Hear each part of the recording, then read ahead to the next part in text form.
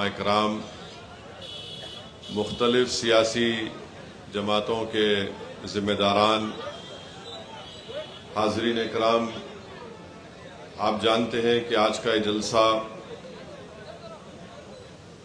B J پی کی حکومت کی طرف سے وزیر اعظم نریندر مودی کی حکومت نے جو ہمارے ملک کے آئین سمویدھان کے برخلاف ایک کالا قانون بنایا، اس کے احتجاج میں all India Muslim personal law board کی جانب سے ملک کے مختلف ریاستوں میں، شہروں میں ایک احتجاجی پروگرام کو منظم کیا گیا، اور اسی سلسلے میں آج سرزمین بودھن پر اس کالے وقف قانون کے خلاف ایک احتجاجی جلسہ منعقد کیا جا رہا ہے۔ میں آپ تمام لوگوں کا دل کی گہرائیوں سے شکریہ ادا کرتا ہوں کہ ہزاروں کی تعداد میں آج بودھن کے امبیڈکر چوک پر آپ لوگوں کی موجودگی اس بات کا پیغام بی جے پی کو اور ہمارے ملک کے وزیر اعظم پردھان منتری کو ایک پیغام دیتی ہے کہ ہم اس وقف قانون کو کالا قانون مانتے ہیں اور ہم اس وقف قانون کو ریجیکٹ کرتے ہیں، کیونکہ یہ بھارت کے آئین اور سمویدھان کے خلاف ہے۔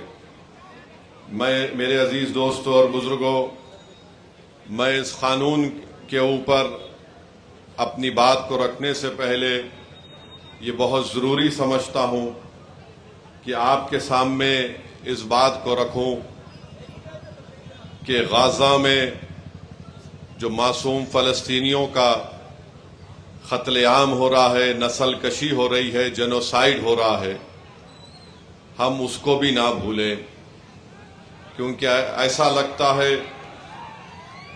کہ پوری مسلم دنیا اور جو مسلم ممالک کے ذمہ داران ہیں وہ خاموشی بنائے بیٹھے ہیں، مگر آج ہم دیکھتے ہیں کہ وہ بہادر فلسطینی جو پچھلے 70 سال سے بیت المقدس اور مسجد اقصی کو بچانے کے لیے اپنی جدوجہد کر رہے ہیں، اور ایک سال کے اندر 60,000 سے زیادہ فلسطینیوں کا قتل اسرائیل کی بنیامین نتنیاہو کی ظالم حکومت نے ان پر حملہ کر کے قریب 60,000 فلسطینیوں کی جانیں لیں۔ 2 لاکھ فلسطینی غزہ میں لاپتہ ہیں، مسنگ ہیں، یا تو وہ کسی بلڈنگ کے ملبے میں پھنسے ہوئے ہیں یا پھر کسی بلڈنگ کے ملبے میں پھنسے ہوئے ہیں، اور ان کی لاشیں ان کے خاندان کو نہیں ملتی ہے۔ آپ کو جان کر تکلیف ہوگی کہ ورلڈ ہیلتھ آرگنائزیشن نے کہا کہ غزہ میں ایسے 10,000 فلسطینیوں کو فوری وہاں سے نکالنا چاہیے تاکہ ان کو ایسے اسپتال میں ان کا طبی علاج کیا جا سکے، کیونکہ ان کو بہت گہرے زخم لگے ہیں اسرائیل کی بمباری اور اسرائیلی فوجوں کے حملوں کی وجہ سے۔ یہ WHO کی رپورٹ ہے کہ 10,000 فلسطینیوں کو فوراً نکال کر دوسرے اسپتالوں میں منتقل کرنا چاہیے۔ دنیا کہہ رہی ہے کہ غزہ میں پوری دنیا میں سب سے زیادہ اگر بچوں کے ہاتھ اور پیر کٹے ہوئے ہیں تو غزہ میں ایسے 10,000 سے زائد بچے جن کے ہاتھ اور پیر کٹے ہوئے ہیں۔ میرے عزیز دوستوں اور بزرگوں، ہم یہ بھی دیکھتے ہیں کہ امریکہ اور اسرائیل کی طرف سے ایک غزہ ہیومینیٹیرین فاؤنڈیشن بنایا گیا، جو غزہ میں اسرائیل ظالم نتنیاہو کی حکومت نے حملہ کیا تو 12 لاکھ لوگوں کے گھر توڑ دیے گئے بمباری سے۔ 12 لاکھ لوگ غزہ میں بے گھر ہیں، ہزاروں لاکھوں کی تعداد میں لوگ بھوکے ہیں۔ تو یہ GHF نامی فاؤنڈیشن جب ان معصوم فلسطینیوں کو کہہ کر بلاتا ہے کہ آؤ ہم تم کو کھانا دیں گے، تو جب وہاں پر یہ فلسطینی پہنچتے ہیں تو ان پر فائرنگ کی جاتی ہے. اس فائرنگ میں 830 فلسطینیوں کی جانیں جا چکی ہیں. میرے عزیز دوستوں اور بزرگوں، ہم اپنی دعاؤں میں ان فلسطینیوں کے لیے دعا کریں.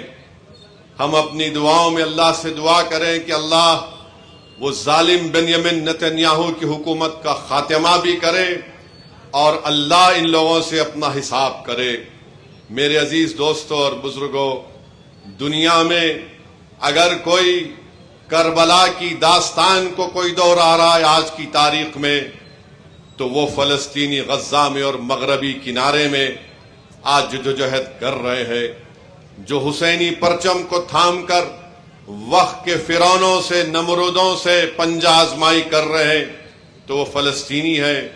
ہم چاہے بودن میں ہوں یا سرزمین بھارت میں ہوں، اگر ہم انصاف کو پسند کرتے ہیں، اگر ہمارے دلوں میں انسانیت ہے، تو ہم کو ان ظالم فلسطینی حکومت کے ظلم کی مذمت کرنی چاہیے اور پوری دنیا کو یہ روکنا چاہیے جو جینوسائیڈ نیتنیاہو کی حکومت کر رہی ہے، جس کو انٹرنیشنل کرمنل کورٹ نے، جس کو انٹرنیشنل کورٹ آف جسٹس نے اس کے خلاف وارنٹ جاری کیے. مگر افسوس ہوتا ہے کہ امریکہ اور برطانیہ اس انٹرنیشنل کورٹ آف جسٹس کے ججوں پر سینکشن لگاتی ہے کہ کیسے تم نے نیتنیاہو اور اس کے وزراؤں کے اوپر آپ نے وارنٹ کو جاری کیا. میرے عزیز دوستوں اور بزرگوں، ہم ہماری حکومت سے بھی مطالبہ کرتے ہیں کہ بھارت نے ہمیشہ فلسطینیوں کا ساتھ دیا، چاہے وہ نہرو ہو یا پھر گاندھی ہو، انہوں نے ہمیشہ فلسطینی کاز کی تائید کی. ہم اپنی حکومت سے مطالبہ کرتے ہیں کہ وہ فلسطینیوں کے ظلم کے خلاف آواز اٹھائیں. صرف یہ بولنا کافی نہیں ہے کہ ہم 2 اسٹیٹ سلوشن کے قائل ہیں. جو فلسطینیوں پر جینوسائیڈ ہو رہا ہے، اس جینوسائیڈ کو رکانا بھارت کی بھی ذمہ داری ہے کہ 2 ٹوک الفاظ میں اس ظالم نتنیاہو کو کہے کہ فلسطینیوں کی نسل کشی کو روک لگائی جائے، ان کو ان کا جائز مقام ملنا چاہیے. دوسری بات میرے عزیز دوستوں اور بزرگوں، وہ ہے بہار میں جو الیکشن کمیشن کی جانب سے انٹینسو ریویژن کے نام پر جو ووٹر لسٹ اب بنائی جا رہی ہے، میں تلنگانہ کے آپ تمام لوگوں سے، خاص طور سے بھارت کے غریبوں سے، چاہے وہ کسی مذہب سے ان کا تعلق ہو، خاص طور سے مسلمانوں سے، دلتوں سے، آدیواسیوں سے یہ کہہ رہا ہوں کہ آپ تیار ہو جائیے.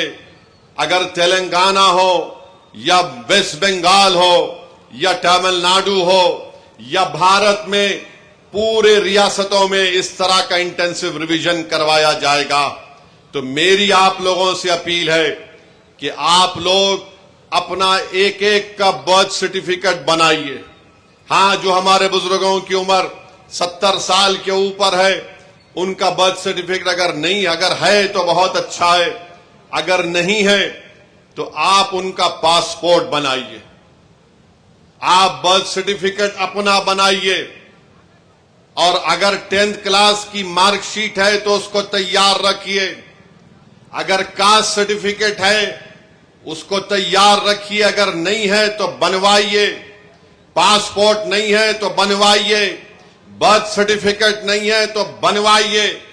اگر کوئی ریٹائرڈ پینشنر ہے تو جو پینشن کا آرڈر ملتا اس کو اٹھا کر رکھیے. اگر آپ کو 2 BHK کا سرٹیفکیٹ ملتا ہے کہ آپ کو 2 BHK دیا گیا، اس کو اٹھا کر حفاظت سے رکھیے. اگر زمین گورنمنٹ نے آپ کو الاٹ کی تو اس کو اٹھا کر رکھیے. اگر آپ گورنمنٹ کے ملازم ہیں یا تھے، اس کا ID کارڈ اٹھا کر رکھیے.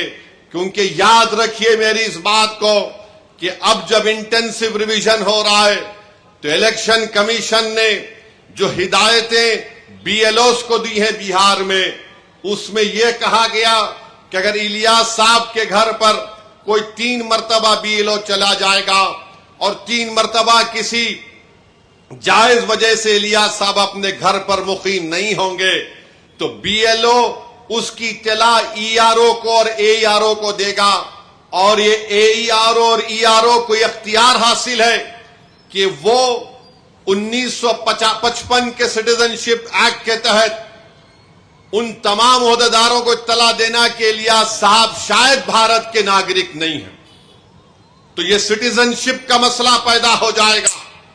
तेलंगाना में भी इंटेंसिव रिवीजन होगा, बल्कि पूरे मुल्क में होगा।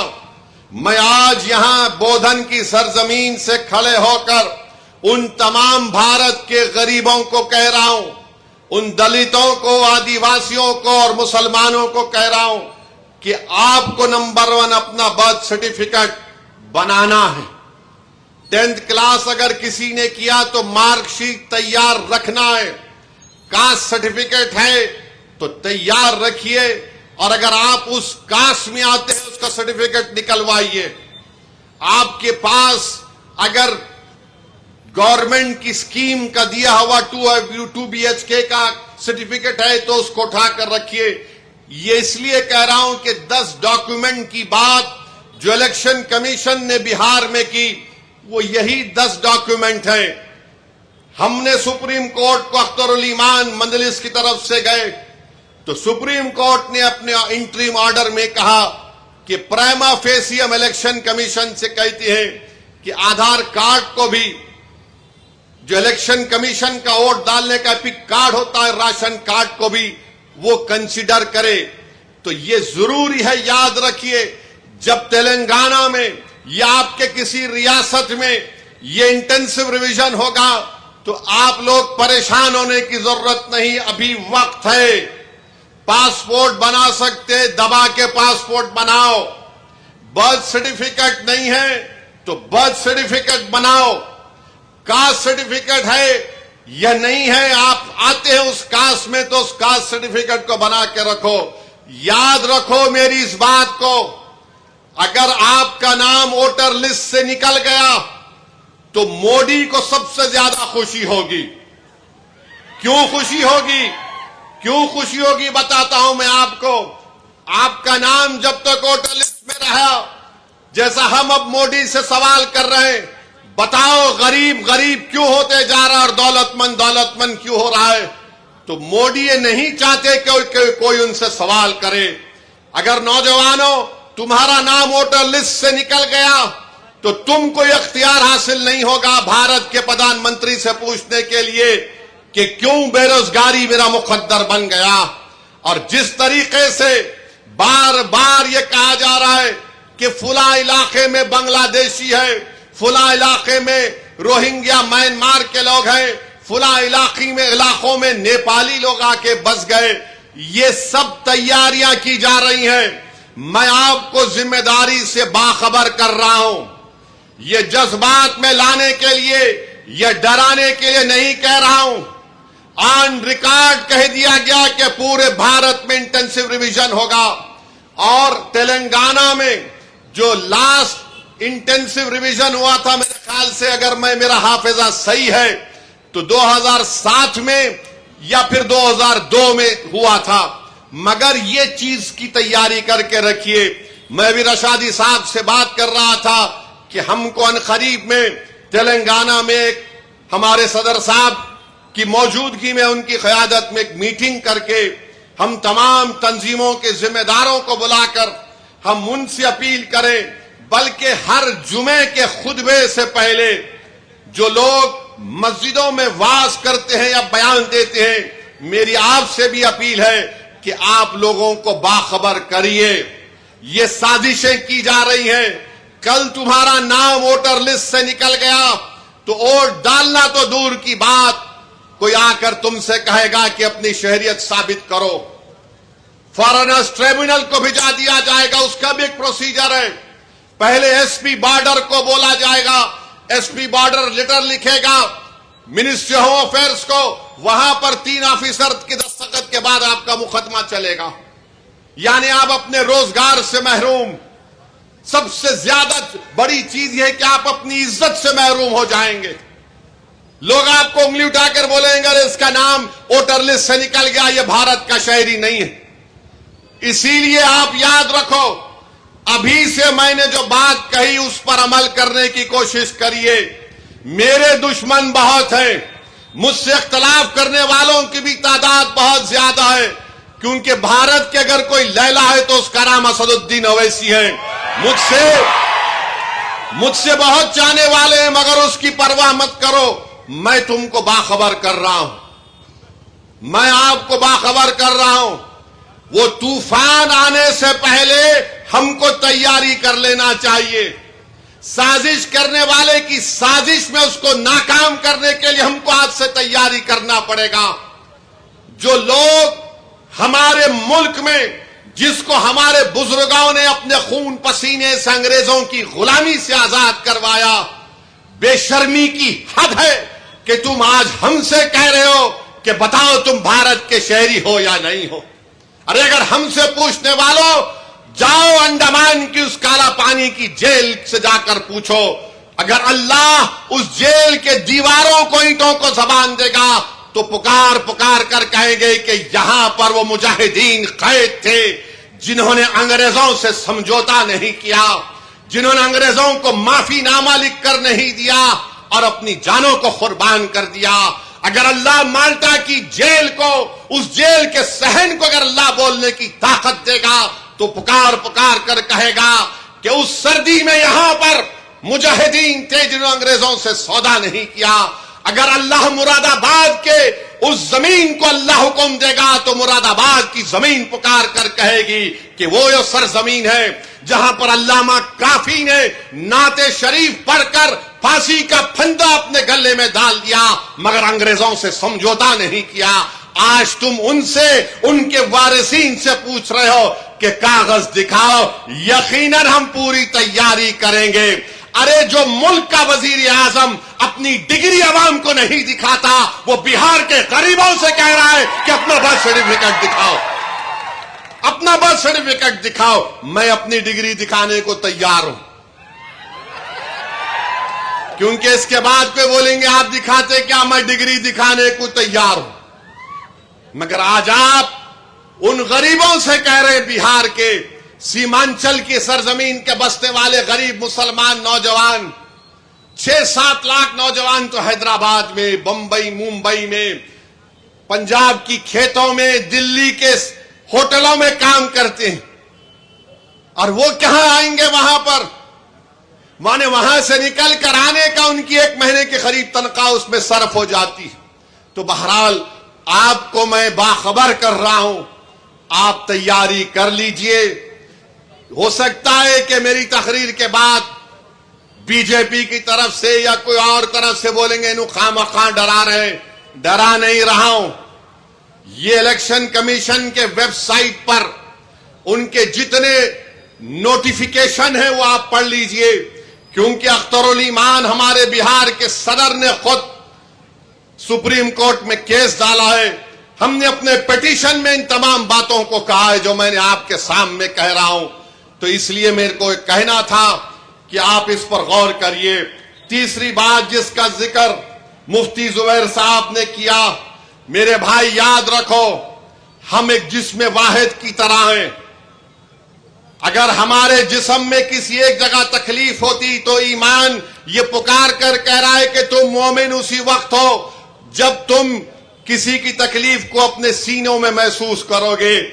آج آسام میں جو کچھ ہو رہا ہے، بنگالی مسلمان ہیں آسام میں، 2 قسم کے مسلمان، ایک بنگالی زبان بولنے والے جن کو میاں بولتے، اور ایک دوسرے آسام کے مقامی جس کو انگریزی میں بولتے انڈیجینیس۔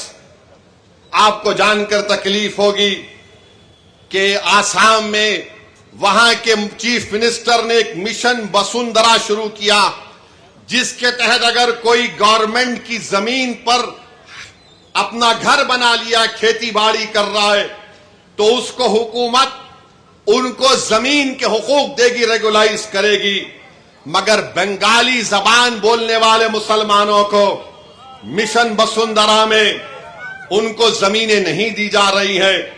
آپ سوچو تھوڑی دیر کے لیے، جولائی 2025 میں 3,300 بنگالی زبان بولنے والے بڑی تعداد میں مسلمان بھی، ہندو بھی ہیں تھوڑے بہت، ان کو بے دخل کر دیا گیا، ان کو نکال دیا گیا۔ کتنے؟ 3,300 پریواروں کو، 3,300 افراد کو نہیں۔ اگر 3,300 کو آپ پکڑ لیے، اس کی بیوی اور 2 بچے، تو آپ یہی 7-8 ہزار ہو جاتے۔ ایک مہینہ بھی نہیں ختم ہونے آ رہا ہے، قریب 7,000 لوگ بے گھر ہو گئے۔ ڈبری میں، لکھیم پور میں، نلباری میں، گولپارا میں، اور جو گورنمنٹ لینڈ پر گھر بنا لیے، فارسٹ لینڈ پر گھر بنا لیے۔ صرف ڈبری میں 1,400 خاندانوں کو ان کو ہٹا دیا گیا۔ کیوں؟ کیونکہ وہاں کے مکھیہ منتری کہہ رہے میں تھرمل پلانٹ بناؤں گا، ایک بڑے سرمایہ دار کو بلا کر کہہ رہے اور پاور پلانٹ بنا رہے، اور 1,400 لوگوں کو بے گھر کر دیا گیا۔ پھر جولائی 12 کو آسام کے مکھیہ منتری نے بیان دیا کہ یہ کون بنگالی مسلمان زبان بولنے والے مسلمان ہیں جو 200-300 کلومیٹر دور جا کر اپنے گھر بار کو بساتے ہیں۔ یہ سازش ہے، کہہ رہے وہ، کہہ رہے سازش ہے ہم کو اقلیت بنانے کے لیے۔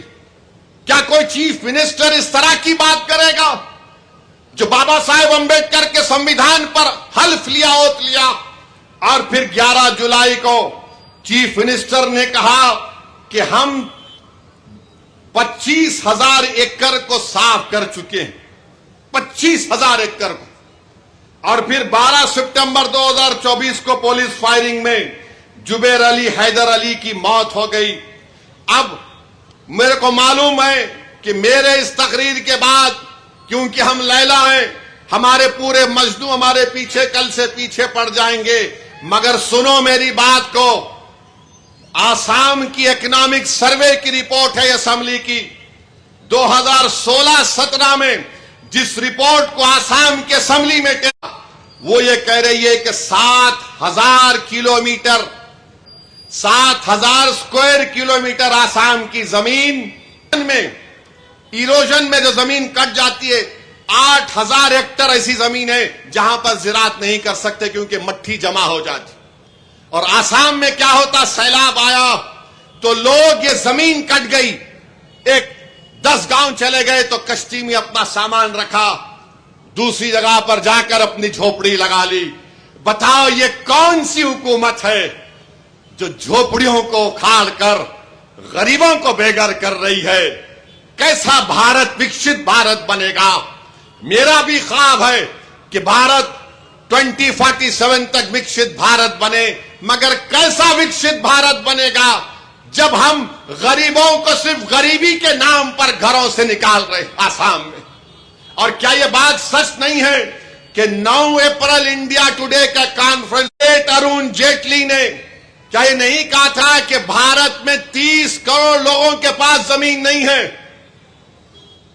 30 کروڑ غریبوں کے پاس بھارت میں زمین نہیں ہے۔ بتاؤ مودی جی، بتاؤ آر ایس ایس، بتاؤ بی جے پی کا، ان آسام کے بنگالی زبان بولنے والے مسلمانوں کی اللہ ان کی مدد فرمائے۔ جو حکومت ظلم کر رہی ہے، یاد رکھو تم وقتیہ طور پر ظلم کرو گے، تمہارا ظلم مٹے گا انشاءاللہ تعالی، تمہارا ظلم مٹے گا، تاریخ میں تمہارا نام نہیں ہوگا۔ تم ایک اسمبلی کا الیکشن جیتنے کے لیے غریبوں کو اپنے گھر سے بے گھر کر رہے ہو۔ ارے کیا تم زمین نہیں دے سکتے؟ تمہاری حکومت کی مشن وسندھرا میں تم کیوں نہیں دیتے آسام میں بنگالی زبان بولنے والے مسلمانوں کو؟ تو میرے عزیز دوستوں اور بزرگوں، یہ بہت ضروری ہے کہ ہم ان بنگالی زبان بولنے والے ہمارے مسلم بھائیوں کو یاد رکھیں۔ اب آ جائیے وقف کے قانون پر۔ ہمارے ہندو بھائیوں سے ہم کہنا چاہ رہے ہیں، کیا تلنگانہ کے انڈومنٹ بورڈ میں کوئی غیر ہندو ممبر بن سکتا؟ نہیں بن سکتا۔ کیا تلنگانہ کے ہندو انڈومنٹ بورڈ میں کوئی کمشنر غیر ہندو ہو سکتا؟ نہیں ہو سکتا۔ جب تلنگانہ کے انڈومنٹ بورڈ میں نہ ممبر، نہ کمشنر، نہ اسسٹنٹ کمشنر غیر ہندو بن سکتا ہے، تو میں آپ سے کہہ رہا ہوں کہ آخر کیوں مودی کی حکومت نے کہا کہ تلنگانہ کے وقف بورڈ میں کم سے کم 4 ممبر، منیمم 4 ممبر غیر مسلم ہو سکتے ہیں؟ کیا یہ رائٹ ٹو ایکوالٹی کا وائلیشن نہیں ہے؟ اگر یہ بات ہے تو پھر ہر جگہ کیوں نہیں بناتی آپ؟ اگر آپ کسی انڈومنٹ مندر کو، گڑی کو، بھگوان کو اپنی زمین دے سکتے ہیں، اور وہاں پر آپ سے، ہمارے ہندو بھائیوں سے کہہ رہا ہوں، آپ سے یہ نہیں کہا جا رہا ہے کہ اگر آپ اس گڑی کو، اس بھگوان کو یا کسی مندر کو آپ اپنی جائیداد دے رہے ہیں، اس میں اپنے بچی کا حق مارنا نہیں۔ ہم سے کہا جا رہا ہے کہ اگر میں اپنی جائیداد کو اللہ کے نام پر وقف کرتا ہوں، اللہ کو مالک بناتا ہوں، وقف الاولاد کرتا ہوں، تو مودی بول رہے کہ بچیوں کا حق نہیں مارنا۔ ارے بچے کا سوال نہیں ہے، اللہ کو دے رہا ہوں، یہ ہماری شریعت میں مداخلت ہے۔ ٹرانسفر آف پراپرٹی ایکٹ ہے، اورل ہم گفٹ دے سکتے، اس کو ہبہ بول سکتے۔ اب مودی یہ بول رہے کہ اورل آپ پراپرٹی اپنی اولاد کو دے سکتے، مگر اورل آپ پراپرٹی قانون بننے کے بعد وقف بورڈ کو نہیں دے سکتے۔ کیا یہ ٹرانسفر آف پراپرٹی ایکٹ کے خلاف نہیں ہے؟ یہ ہمارے ہندو بھائیوں کو سمجھنا چاہیے، ہمارے ہندو بہنوں کو سمجھنا چاہیے، جو یہ سمجھ رہے ہیں کہ نہیں نہیں مسلمان ایسا نہیں ہے۔ آپ بھگوان کو مانتے ہیں، ہم اللہ کو مانتے ہیں، اس زمین و آسمان کے خالق کو سب ماننے والے ہیں۔ اگر ہم ہمارے زمین و آسمان کے خالق کو کہہ رہے ہیں کہ اللہ کے نام پہ ہم دے رہے ہیں، تو پھر 2 قانون کیسے ہوں گے؟ یہ بات آپ کو سمجھنا چاہیے۔ تیسری بات کہا گیا کہ اگر کوئی مسلمان ہے تو اس کو بتانا پڑے گا کہ وہ مسلمان ہے۔ یعنی کیا کس کو بتائے ہم؟ کل جا کر کوئی بی جے پی کا آدمی نظام آباد میں بولے گا نہیں نہیں الیاس صاحب تم یہ ملگی وقف نہیں کر سکتے تو مسلمان ہی نہیں ہے، یعنی 5 سال تک نہیں دے سکتے۔ اچھا 5 سال کا سرٹیفکیٹ کون دیں گے؟ امت شاہ دیں گے؟ بتاؤ کون دے گا سرٹیفکیٹ ہم کو 5 سال کا؟ کلکٹر صاحب دیں گے، ایس پی صاحب دیں گے۔ ارے جو کلمہ پڑھ لیا انہیں مسلمان ہو گیا۔ جب ہندو دھرم کو ماننے والا مان جاتا ہے، ہندو ہو جاتا ہے، تو مسلم دھرم کو ماننے والے کو یہ ٹیسٹ کیوں؟ یہ ٹیسٹ کیوں بتاؤ آپ؟ آخر کیا ہو رہا ہے؟ نہیں 5 سال تک نہیں دے سکتے۔ میری ایک آر ایس ایس کے وابستہ کئی تنظیمیں پارلیمنٹ کو آئے تھے، مجھ سے بولے کہ آپ خواہ مخالفت کر رہے۔ میں نے کہا یہ بات بتائیے، اگر کوئی مسلمان چاہے ہندو دھرم کو پراپرٹی اپنی دے سکتا، تو بولے ہاں دے سکتا۔ میرا پھر میں اپنے اللہ کے نام پہ کیوں نہیں دے سکتا ہوں؟ بولے نہیں 5 سال کا قانون۔ بولا چلو مان لیا تم کو ہماری بات کو تھوڑی دیر کے لیے۔ 5 سال میں میں کیا کسی کو دے سکتا ہوں؟ ہندو دھرم کی مندر کو، عیسائیوں کے گرجاؤں کو، سکھ دھرم کے گردوارہ کو؟ ہاں برابر دے سکتے ہو ان کو آپ۔ ملا وہاں دے سکتا ہوں یا نہیں دے سکتا ہوں؟ یہ کون سا آرٹیکل 14 ہے بتاؤ؟ تو بولے تمہارے سے بحث کرنا بیکار ہے۔ ارے بحث نہیں کر رہا ہوں، جب سب کو دے سکتے تو وہاں بھی لگا دو 5 سال کا قانون۔ لگا سکتے آپ 5 سال کا قانون۔ 5 سال کی بات کرے تو آپ 5000 سال پہلے چلے جاتے، آپ 5000 سال پہلے چلے جاتے۔ تو میرے عزیز دوستوں اور بزرگوں، یہ قانون میں یہ تمام نقص ہیں، اور جو حالیہ دنوں میں مرکزی حکومت نے رولز بنائے، یہ بڑا انکنسسٹنٹ اور غیر واجبی کام نریندر مودی کی حکومت نے کیا کہ جب معاملہ سپریم کورٹ میں جا چکا ہے، ریزرو فار انٹریم آرڈرز ہے، کم سے کم رک جاتے اخلاقی طور پر۔ مگر آپ نے ایک رول بنایا، اور رول 6(1) رول 10(1) کیا کہتا ہے کہ آپ کو 3 महीने के अंदर वक्फ रजिस्टर में जाना पड़ेगा। ये सबसे बड़ा प्रॉब्लम मुतवल्लियों को होगा। रूल 10(2) ये बोलता है कि डॉक्यूमेंटेशन, वक्फ डीड्स, ये सब चीजों को आपको रिकॉर्ड में देना पड़ेगा। नॉन कंप्लायंस में क्या होगा? रूल 7 सबसे खतरनाक रूल 7 है। 3C एक सेक्शन है इस कानून में जो कहता है कि अगर गवर्नमेंट में वक्फ बोर्ड में कब्जा होगा तो गवर्नमेंट एक सीनियर ऑफिसर को यह बोलेगी कि आप तय करो ये जायदाद वक्फ की है या गवर्नमेंट की है।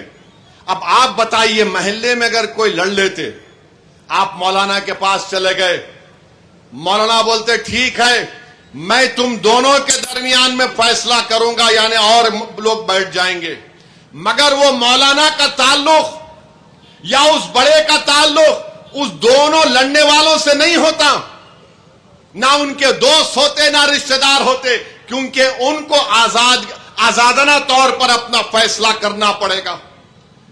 कानून में उसको प्रिंसिपल्स ऑफ नेचुरल जस्टिस बोलते। हुकूमत बोल रही कि झगड़ा हमारा तुम्हारा होगा, हमारा ऑफिसर होगा। अरे कहे का होगा? बाप बेटी के हक में, बेटे के हक में फैसला नहीं करेगा तो इंसाफ कहां होगा बताओ आप।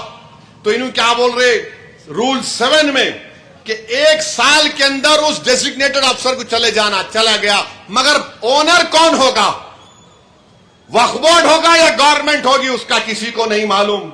रूल 10(2) देख लो आप, रूल 10(c) देख लो आप। ये ऐसे रूल्स बनाए गए जिससे वक्फ को नुकसान होगा। Rule 10(2)(o), 11(2)(p). अब इस कानून में कह दिया गया कि अगर कोई कबायली है, आदिवासी है, तो वक्फ नहीं कर सकता। कैसे नहीं कर सकते भाई? भारत के संविधान में कोई भी आदिवासी मुसलमान हो सकता है। लक्षद्वीप का MP मुसलमान है, हमदुल्ला सईद आदिवासी है। क्या लक्षद्वीप का मुसलमान अल्लाह के नाम पे जायदाद नहीं कर सकता? तो आपने रूल बना दिया कि रूल 10(2)(o), रूल 11(2)(p) जो 5th और 6th शेड्यूल में आता है। बताइए आप क्या है ये? फिर रूल 6(1) रिट्रोस्पेक्टिव, यानी पहले क्या हुआ था। यानी ये सब ऐसे रूल्स बनाए जा रहे हैं जिससे वक्फ बोर्ड का नुकसान कराना चाहते हैं। इसीलिए हमको अपने एहतजाज को कामयाब करना है। और याद रखिए, बीजेपी RSS के पास एक लिस्ट है जो कहते हैं कि तारीख के किसी वक्त में मस्जिद नहीं थी। ये कौन तय करेगा? इस तरह का काला कानून बनने के बाद कलेक्टर को, डेजिग्नेटेड ऑफिसर को इतने पावर्स दे दिए गए रूल 3C में, और फिर हमसे कहा जा रहा है कि आपको डॉक्यूमेंट लाना पड़ेगा।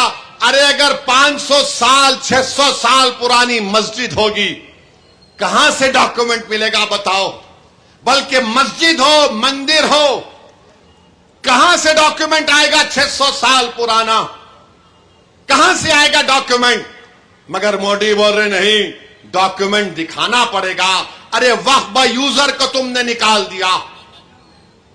बाबरी मस्जिद, राम मंदिर के केस में सुप्रीम कोर्ट ने कहा था कि वक्फ बाय यूजर का ताल्लुक भारत के आइन के बेसिक स्ट्रक्चर से है। मेरे अजीज दोस्तों और बुजुर्गों, यह काला कानून है जो मुसलमानों से उनकी मस्जिदों को, दरगाहों को, खानखाहों को, कब्रस्तानों को, ईदगाहों को छीनना चाहती है। यह कानून इसलिए लाया गया ताकि मुस्तकबिल में कोई भी वक्फ ना कर सके। यह कानून इसलिए लाया गया ताकि मुसलमानों को उनकी इबादतगाहों से दूर कर दिया जाए। इसमें किसी भी तरीके से वक्फ को बचाने का कोई कानून नहीं है। क्यों 3C लाए? आसार कदीमा है, कई मसाजिद आसार कदीमा के मातहत आती हैं। मालिक अब वक्फ बोर्ड नहीं होगा, मालिक आसार कदीमा होगा। माने बनाने वाला कौन? और आसार कदीमा के नाम पर ASI उसका मालिक बन जाएगा। तो मेरे अजीज दोस्तों और बुजुर्गों, ये बीजेपी की पॉलिसी है। और हमारे पड़ोसी रियासत महाराष्ट्र में हमारे कुरैश बरादरी के भाई स्ट्राइक पर हैं। وہ بیچارے بھینس کاٹ سکتے ہیں مہاراشٹر میں، گاؤں رکشک ان کو پیٹتے ہیں. اب انہوں نے ہڑتال کا اعلان کر دیا. میں نے آج ان سے ملاقات کی اور ان سے کہا کہ بہت اچھا آپ نے کام کیا. آپ ان کو جانور لانے بھی نہیں دے رہے، آپ ان کو لائسنس نہیں دے رہے دکانوں کو مہاراشٹر میں، اور کوئی وہاں پر اناپ شناپ بیان دیتا ہے کہ اذان کو بدل دو، فلاں کو بدل دو. ارے مودی جی، بھارت کو اب کیا کرنا چاہتے بتاؤ آپ؟ میں بی جے پی سے کہنا چاہ رہا ہوں، اگر آپ اس ملک سے محبت کرتے تو بتاؤ کیا یہ سچ نہیں ہے کہ بھارت کو خطرہ پاکستان سے ہے، بھارت کو خطرہ چین سے ہے؟ اب تو بنگلہ دیش میں چین اور پاکستان گھس گئے. ارے ملک کو جس سے خطرہ ہے تم اس کی طرف توجہ کرو نا. تم ملک کے اندر یہ کیا کر رہے ہو؟ چین ہر طرف سے بھارت کو گھیر رہا ہے. بنگلہ دیش کے بارڈر پر چین وہاں پر بنگلہ دیش کی جنتا کے لیے، عوام کے لیے ایئر سٹرپ بنا رہا ہے. آپ کھڑے ہو کر بھارت سے دیکھ سکتے. ارے دشمن بھارت کا ہمارے دروازے تک آ کر دستک دے رہا ہے، اور آپ بھارت میں کوئی کہہ رہا ہے یہ مت کرو، وہ کر دو، گھر توڑ دو، بلڈوزر توڑ دو، مسجد چھین لو. یہ کیا ہوگا؟ یہ بھارت کے مفاد میں بتاؤ ہم کو. پہلگام میں 26 ہمارے ہندو بھائیوں کو پاکستان کے 4 ٹیررسٹ نے ان کی جان لے لی، اور وہاں کے گورنر صاحب اب بول رہے ہیں جولائی کے مہینے میں میں ذمہ دار ہوں. ہم سنتے تھے باسی کڑی کو ابال نہیں آتا، مگر باسی کڑی کو ابال آ ہی گیا. اگر تم ذمہ دار ہے تو چھوڑو نا، چھوڑ کے چلے جاؤ. آخر کیسے اس پہلگام میں وہاں پر آتنکوادی کیسے پہنچے بتاؤ ہم کو. اگر تم یہ کہہ رہے ہو کہ بہار میں بنگلہ دیشی روہنگیا ہے، تم کو اس کی خبر ہے، تو پہلگام میں وہ 4 ٹیررسٹ کیسے پہنچے میرے کو بتاؤ. تم بول رہے کہ بہار میں نیپالی ہیں، تو پھر پہلگام میں 4 ٹیررسٹ کیسے آئے؟ تم سو رہے تھے؟ تمہارا ایڈمنسٹریشن آگ بند کر کے بیٹھا تھا تاکہ وہاں پر 26 ہمارے ہندو بھائیوں کے سروں میں گولی مار دی جائے.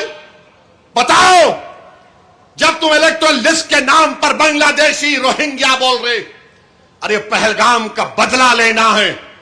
آپریشن سندور کو جاری رکھو جب تک کہ وہ 4 ٹیررسٹ جو بھارت کے 26 لوگوں کو ان کا مذہب پوچھ کر گولی مارے، جب تک وہ پکڑے نہیں جاتے، جب تک وہ مارے نہیں جاتے، ہم تم کو سوال کرتے رہیں گے. پہلگام مودی حکومت کی ایک سیکورٹی لیبس کا ایک کامیاب آپ کے سامنے ایک ایگزامپل. میرے عزیز دوستوں اور بزرگوں، ہم یہاں کی حکومت سے بھی کہنا چاہیں گے کہ آپ تعاون کریں غریبوں کو ان کا برتھ سرٹیفکیٹ بنانے کے لیے، ان کا پاسپورٹ کے پولیس ویریفیکیشن کو جلد سے جلد کرانے کے لیے. ہم بھی نہیں چاہتے کہ تلنگانہ میں ایسی حکومت آئے جو ہندو اور مسلمانوں میں نفرت کو بڑھاوا دے. ہم نہیں چاہتے کہ کوئی وہ طاقتیں یہاں پر مضبوط ہوں جو بلڈوزروں سے گھروں کو توڑنا چاہتے ہیں. ہم نے ہمیشہ دلوں کو جوڑنے والوں کا ساتھ دیا، دلوں کو توڑنے والوں کا ساتھ کبھی نہیں دیں گے. انشاءاللہ تعالی آل انڈیا مسلم پرسنل لا بورڈ کو اللہ ان کی کوششوں میں ان کو کامیاب اور کامران کرے گا. کیا آپ اس وقف قانون کے خلاف ہیں؟ کیا آپ اس قانون کے خلاف ہیں؟ تو نعرہ لگائیے، وقف قانون کو واپس لو. زور سے بولو بھائی، ذرا زور سے بولو. وقف قانون کو واپس لو، وقف قانون کو واپس لو. ہندوستان، بھارت. السلام علیکم.